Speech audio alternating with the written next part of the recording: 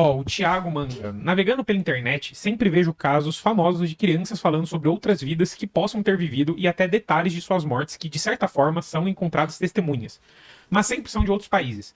Aqui no Brasil, há relatos de reencarnação com esses tantos de detalhes e provas, e aí eu quero complementar. Por que que tem crianças que conseguem lembrar de vidas passadas? A criança, ela tá ainda fresquinha, né? Então, a criança, ela tá muito em contato ainda com a dimensão espiritual, mais do que a gente. Por que é nos Estados Unidos? Porque na Universidade de Virgínia tem um departamento cujo professor titular da psiquiatria era o professor Ian Stevenson.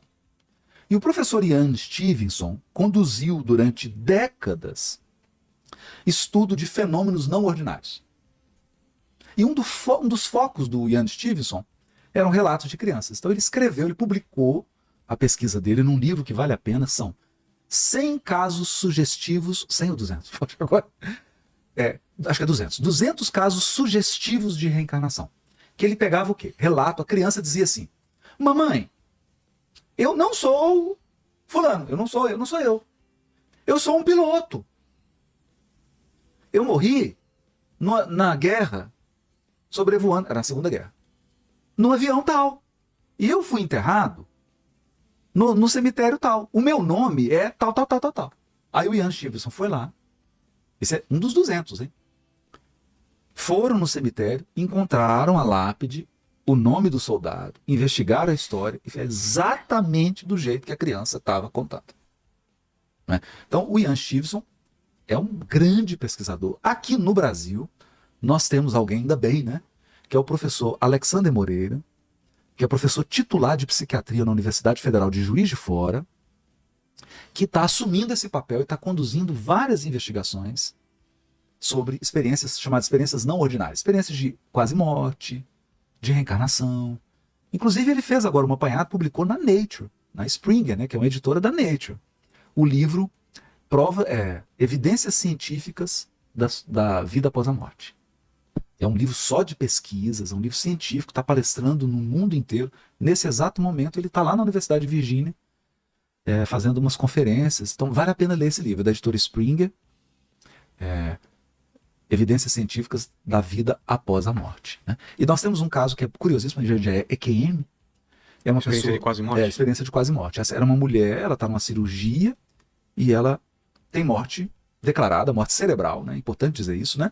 Porque, veja, se eu estou lá, a pessoa está numa cirurgia, ela está monitorada, do ponto de vista cardíaco, do ponto de vista cerebral. Parou o batimento e parou o eletroencefalograma, o cérebro não está funcionando. Exato. Acabou. 5 minutos parado. Morreu. Atestado, morreu. Não tem atividade cerebral. Não tem fantasia. O cérebro não está funcionando.